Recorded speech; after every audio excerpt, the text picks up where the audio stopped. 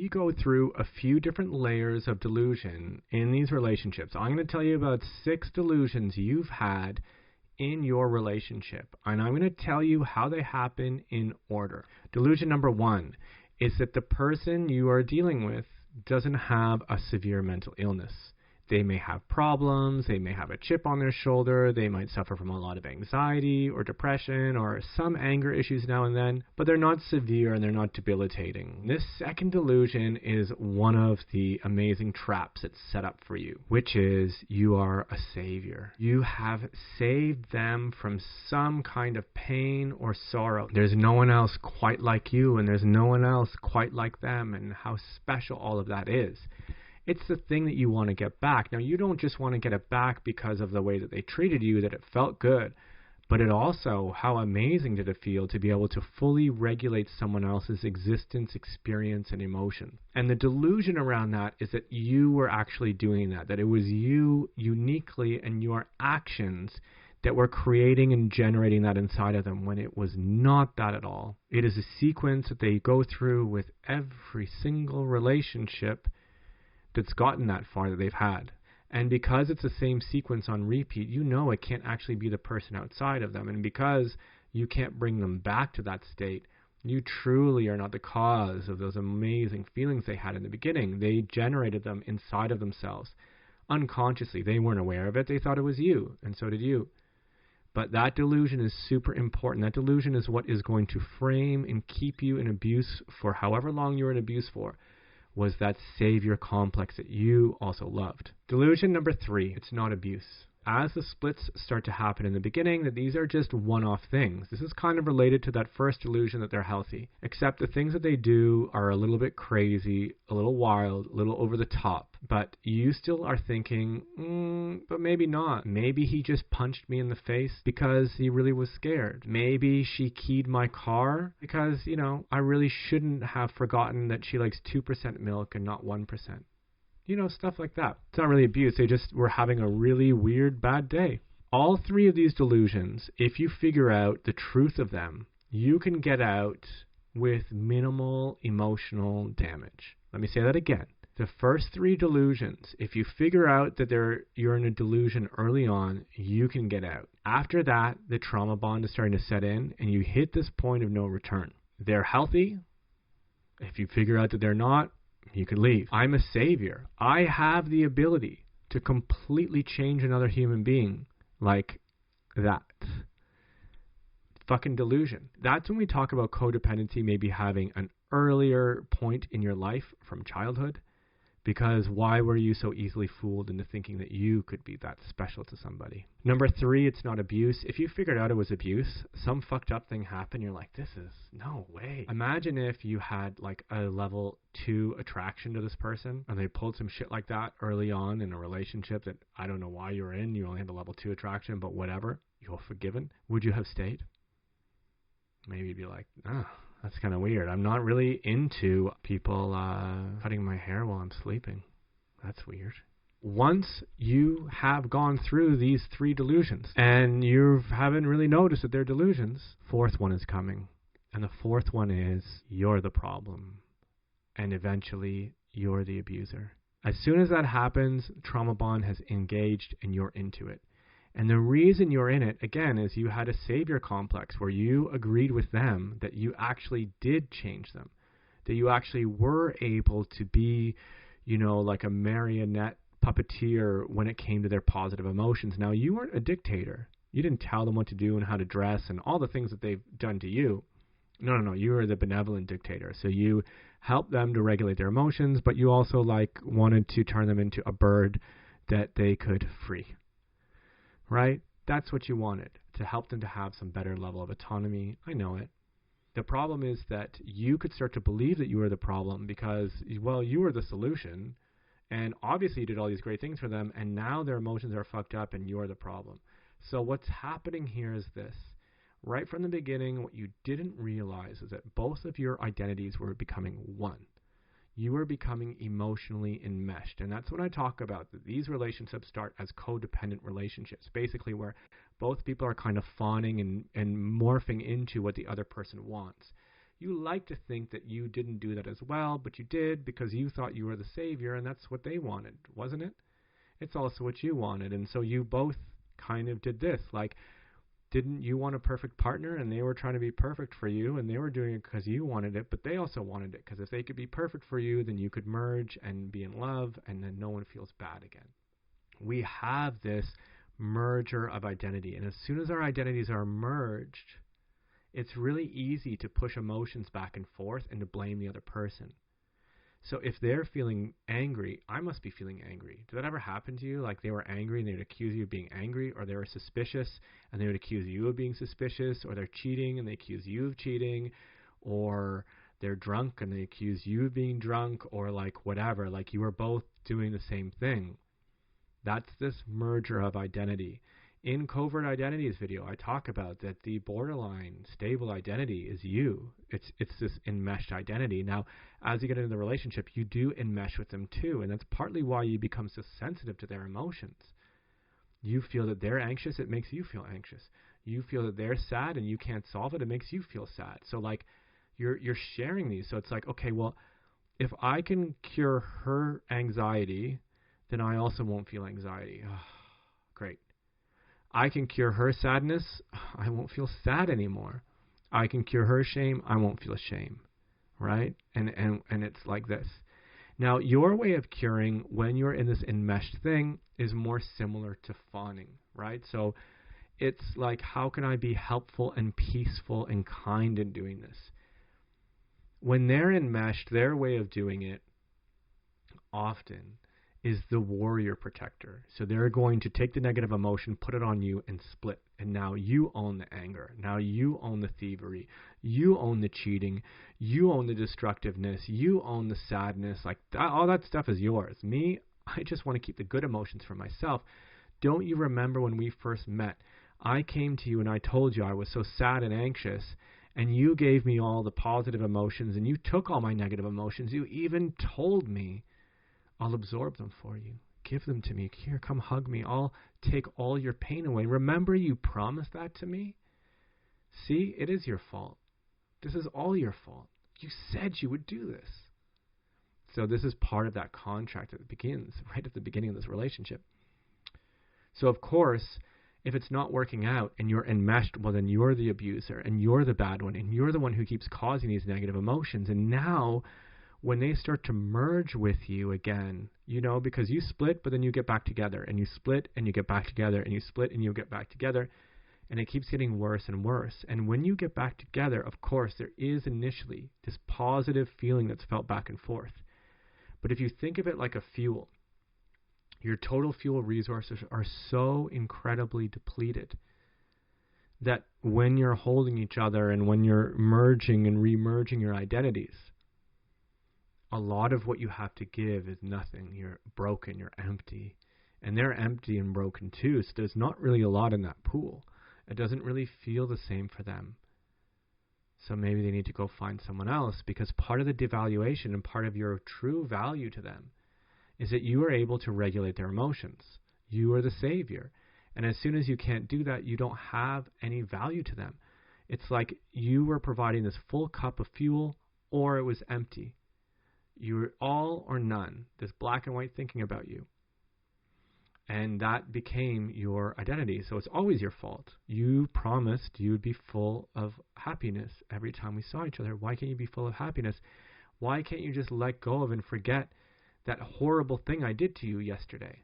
Just let it go. I've let it go. I let go all the terrible things you did to me. Just let it go. Of course, they don't let it go, but you know what I'm talking about. It's the same idea.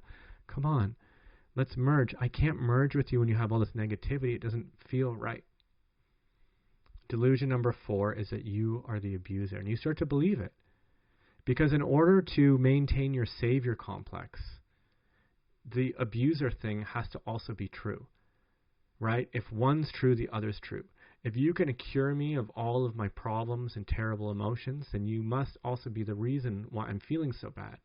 They coexist, and that's why you end up believing them, because you had to believe this too. This is the trauma bond. This is the very beginning of the trauma bond. Now, there is a 5th level of delusion. The 5th delusion is when you've been in that relationship long enough, your friends have told you, you've Google searched, whatever it is, you're starting to catch on that they are actually abusive and that they are the problem. You're able to talk to your friends and go, hey, this is so crazy. And they go, yeah, this is so crazy. You should get out. The fifth delusion is that you can save them or a therapist can save them. That's something that you finally know that, okay, wait, I'm not the abuser here. They're the abuser. All they need is this one thing will help them. So maybe it wasn't me. Maybe I can't be the savior for them, but a therapist could be. So you start to seek like outside help. So you've kind of broken that part of the trauma bond slightly. You haven't totally, because internally you still secretly hope that you can be the savior again, because you have the scientific evidence that 5 years ago I was the guy. And I was the guy a little bit like 6 months ago or 2 weeks ago at that dance. You know what I'm talking about. You know that dance I'm talking about. You know what I'm talking about. So those are your 5 layers of delusion when you're in the relationship. And the last 2 keep you in the trauma bond. The first 3 get you into the trauma bond. Post-breakup, you have a couple more layers of delusion, and this is where I come in to help you. I hope you have a post-breakup trauma bond. And your post-breakup trauma bond is just as black and white as this whole fucking relationship has been. Remember, your mind has been trained to be in this sort of black and white state. So remember, you are like the savior or you are like the devil. You kind of keep this black and white thinking, but you're just exchanging it back and forth. They have a personality disorder, and if they have a personality disorder and it's incurable, then this will help me to get over the trauma bond. If I can paint them totally evil, I will be good. That is a delusion that they're totally evil. So you're trying to do this, but it's a delusion. Then your other side of the delusion is still around healing. And it's that you are a savior or somebody else is a savior. And they're both torturous. So if I were a savior but I didn't save them, if only this, if only that, if only in this month I'd done that, or if only we'd gotten this therapist, or if only she'd seen this, or if only I hadn't become such a weak codependent that she still had respect for me, and then I would have forced her into therapy, and then she would have, and she, whatever it is, right? So this is the if only, and it's still around saving her, either through me or me plus therapist plus her equals a lifetime of happiness. It's a delusion as well. You and a therapist and her, no. It's her or him plus therapy plus a number of years that's going to be the cure. Your problem with this is that you actually kind of have a fear of them getting cured. What if they're cured and they get to be perfect for somebody else? That is like, oh my God, heart-wrenching. Oh, terrible. There's a whole delusion there, which is that if they were healthy and good, they would choose you. There's so much delusion there. Post-breakup, you have this if only idea, or maybe if, and then you have they're totally evil and what is a personality disorder. And that includes a lot of confusion. Well, do they have a personality disorder or don't they? What if they only have traits? Is it BPD or is it NPD? Is it ASPD? Is it like, I don't know. And it somehow really matters what they are, because I think if I can say they're incurable, then I can drop it. Or I have all these what if only this, then everything would be okay. Now, both sides of those are trying to solve my own inner turmoil, which is centered around shame and lack of identity and all of these kind of things. And this is where we come to the final delusion. If you notice, the idea of saving them was focused on them. A little bit on me too, as the savior. But it was still focused on the goal of changing them.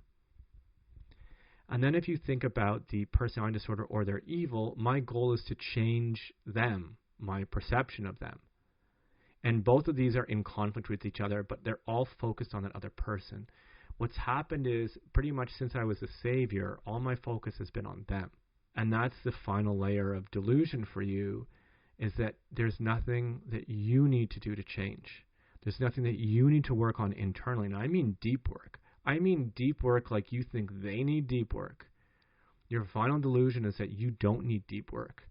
That all you need is just a little bit more information and you'll be okay. That is your final delusion. So I have 7 layers of delusion here. Now, I'm assuming when you come to this channel in general, except for a couple of people who I know you've healed, and I'm so proud of you, and I'm so happy that you are doing better. That's super, super amazing. But to the rest of you, I know that you are somewhere between 1 and 6. You're somewhere there. Probably you're not at 1, 2, or 3, right? You're probably 4, 5, or 6. But if you look back in time, I were to pop into your life, hey man, what's up? And immediately I went, oh dude, this is the wrong person for you. No, don't, this is the wrong girl. This is the wrong guy. If I said that to you during the initial stage when you thought they were healthy, would you believe me? Probably not. Okay, let's go to stage number 2 when you were the savior. You know after being in a long-term relationship with them that you are not the savior. If you were the savior, you would have saved them, right? So if I were to say to you, look, you're not the savior, trust me, they've done this like 700 times to 700 different people. Would you have really believed me then? Would you have believed yourself? Delusion number 2. Delusion number 3, this isn't abuse. If I said to you, this is abuse, no, man, this is just a one-off. Come on. It's okay. It's just Friday. And it's the end of the week. She's tired. He's tired. He saw his mom yesterday, so he's really dysregulated. Okay. I'm pretty sure this is abuse. You would agree now that it's abuse. If you could go back in time and stop yourself at any one of those 3 stages, you would have. Those are all pre-trauma bond. They're all the setup for the trauma bond. If you got into stage 4 is that you're the abuser. If you go back in time and tell yourself, hey, you're not the abuser, you think I would have got out of this relationship way faster. If you could go back in time and tell yourself, look, that group therapy we're going to try and the therapist we're going to try for like the next 2.5 years, that shit ain't going to work. Wouldn't you love to go back in time, save yourself a couple of years? In every single one of those cases, you would admit to me that you were in a delusion at the time. And you would say something to me like, if only I knew that this was abuse, or if only I knew that this person had a personality disorder, if only I knew that I'm not the evil person, or if only I knew I couldn't be the savior, you would have got out of it. I'm here to tell you that there's one final layer of delusion for you. I mean, there might be multiple. I know that in my life, I still have other delusions outside of this, for sure. But I can tell you as somebody who's on the other side of that delusion, that you are still in a delusion, that you don't need to do deep work internally. You need to do deep work internally. As deep as you think they need to do, you need to do it as well. That is your final denial. You're just as scared to go there as any of the other layers when you were in the other layers. Because you had a dream that you didn't want destroyed, and you had a fear that was lacking an identity and all of this shame. This is why you still have these delusions. And I feel for you. I had the delusion for a very long time, maybe longer than you did. So it's not a competition here. It's a cooperative endeavor where we can all heal. Why not? I healed. Why can't you do it? Is there something special about me that I could heal? Is there something special about my relationship? Did I not get abused as much as you? I didn't have the same childhood as you. In 12 steps, there's people who come from all different types of backgrounds, who stories. If you go to the PPG Recovered Codependents website and you listen to the story section, there's people in there who've had childhoods that I can't even imagine how they survived through. That kind of dwarf whatever difficulty I thought I had. We both ended up getting into abusive relationships for different reasons. We both ended up in the same group, and we both had this profound healing. Someone who came from, I can't even believe it, wow, and then me. So what that program does is it helps you to focus on you, and it helps you to create boundaries between you and other people. So when I say something like, please remove my resentment towards my ex for being angry and yelling at me in public. This happened a few times. Terrible shit. Sometimes I yelled back too, but I didn't always. Sometimes I just froze. You know? Peaceful protector. Frozen. I don't want to make a scene in front of everyone. She's making a scene in front of everybody. That was really hard. I had so much anger and shame around that because I felt so small. I felt so small and insignificant, and I was so angry. How dare you do that to me? I would never do that shit to you. How fucking dare you do that? What kind of person does that? Please remove my resentment. And part of it, in terms of creating a boundary, is I say it's dishonest or it's controlling. Because she's allowed to be angry, and she's allowed to express it any way she wants. Now, allowed in the law, maybe she can't do certain things or whatever, but as an autonomous individual, even if she's in a delusion, she has every right to do what she fucking wants to do. Even if she promised not to, she still has the right to do that. I had to do that a lot. I told you in other videos, I was broken up with on my birthday. Horrible. After being promised that it wouldn't happen. So I had to deal with that resentment and that shame and the anger and the spitefulness and the fear that it would happen again and how stupid am I? I had to deal with that again and again as it came up. So it is totally possible for you to do it, and that is part of the reframing. That's part of creating a boundary, that they're allowed to do that. They're allowed to break their promise just like I am. So these things are, even though they're hurtful and they're painful and they're difficult, that person is acting out of their own decisions, and I'm acting out of my own decisions. So every time the memory comes up, I keep splitting us because we're in this bonded thing, and they've left, and I still feel like this hole inside of me, and they're the ones who are missing from it. And what 12 steps do is it starts to like sever this ghost. You know, they talk about when you've lost a limb, you have this ghost limb, you know. So if you lose an arm, I'll still be like, oh, my hand hurts. Jesse, you don't have a hand anymore. But it hurts. I feel it. So what are you supposed to do? How are you supposed to get rid of that? And I'm telling you that part of it is this, because you still haven't quite cut the connection to them. And this will help you cut the connection. But your delusion is that you don't need deep work. And by deep work, I mean help from not you and not me and not just a video, and not just a forum. That's your delusion, is that you can just do it by yourself. If you could do it by yourself, you would have already done it. And it's okay that you can't do it by yourself. There's no shame in that. Think of all the things we do. Education. Can you be an engineer? No, I need to get help for that. What's the help? 4+ years of school. Look at me. I'm not a big dude. What if I want to be a big dude? Oh, I'll do it all on my own. I'll just figure it out. Hey, maybe think about getting a trainer. No, fuck that. That's stupid. Why should I get trained by someone who's really strong and knows dieting and weightlifting? I want to be a hockey player. Should I get a coach? No, man, just learn on your own. Watch videos. You'll make it into a professional league. It's the same thing with us. You're broken and you're fucked up. You need deeper work than you realize. That's your final delusion. And if you trust me that we have both together been through these different delusions. We've both been through all of these. And I've been through that 7th one. And you can get through the 7th one too, but you need deeper work. The one that I suggest in terms of breaking that trauma bond is 12 steps, PPG, primary purpose group model. It doesn't matter if it's for codependency, if it's for alcohol. There's plenty of primary purpose groups out there. And the difference is just that they're really hardcore in terms of working the steps. So you're going to do that daily work. It's not that therapy doesn't help. Therapy is a great, wonderful help. Do that too. But try the 12-step program, because it absolutely changed my life. And it made me more open to other things like therapy. It made me more open to other ways of healing, because I was able to get through the shame of how I felt about even asking for help. Now I think it's so ridiculous. It's just like, yeah, just go get help, man. What's the big deal? That's the end of this video. If you're still in delusion, it's okay.